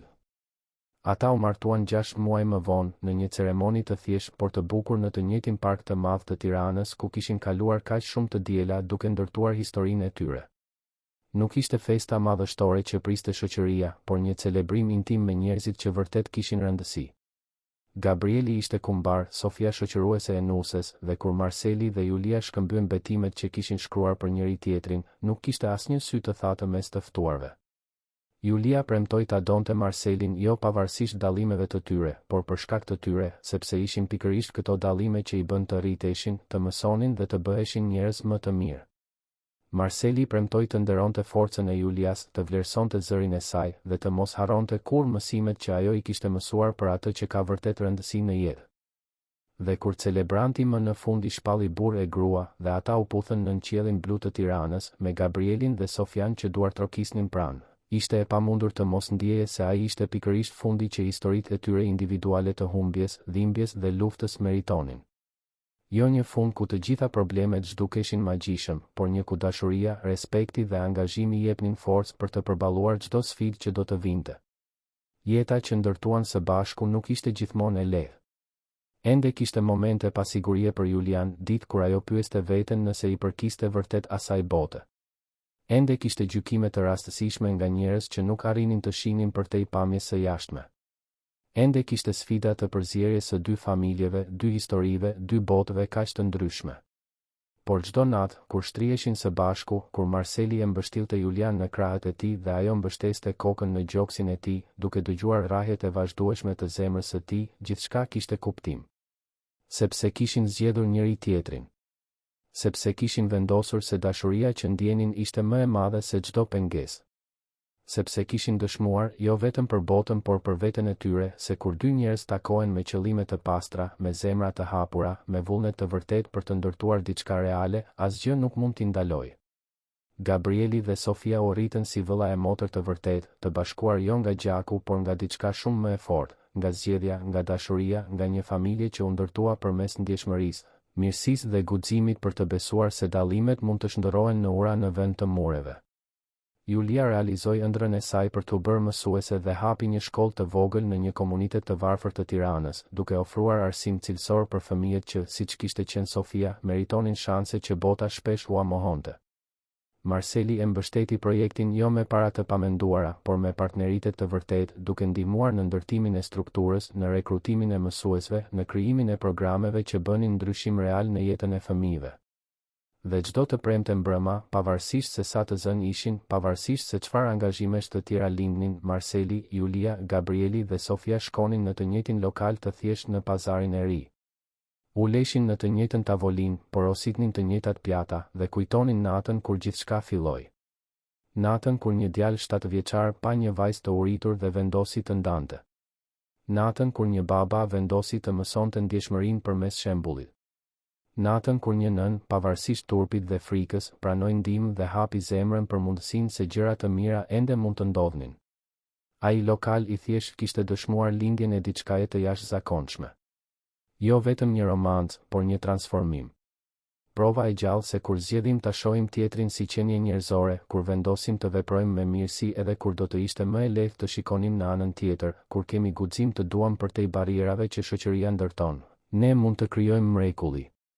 Dhe kjo është mrekullia më e bukur nga të gjitha, që dashuria e vërtet nuk njeh klasë shoqërore, nuk I intereson llogaria bankare, nuk I sheh dallimet si pengesa por si mundësi për të mësuar, për të rritur dhe për të bërë më të plotë.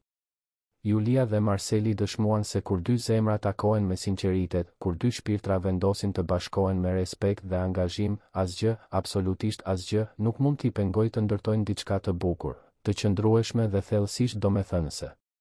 Dhe se ndonjëherë dashuritë më të mëdha të jetës sonë vijnë në mënyrat më të papritura, në vendet më të pamundura, në momentet kur më pak I presim por më shumë kemi nevojë. Kjo është historia se si një gjest I thjeshtë I një fëmije u shndërrua në një trashëgimi dashurie, ndjeshmërie dhe shprese. Kjo është historia se si Julia dhe Marceli, të ardhur nga botë kaq të ndryshme, gjetën te njëri tjetri pikërisht atë që po kërkonin pa e ditur. Dhe kjo është, mbi të gjitha, historia se dashuria e vërtet, ajo që transformon, që shëron, që lartëson, mund të lulëzoj kudo, për sa kohë që gjen zemra të gatshme ta ushqejnë, ta mbrojnë dhe të besojnë në të kundërt të gjitha probabiliteteve.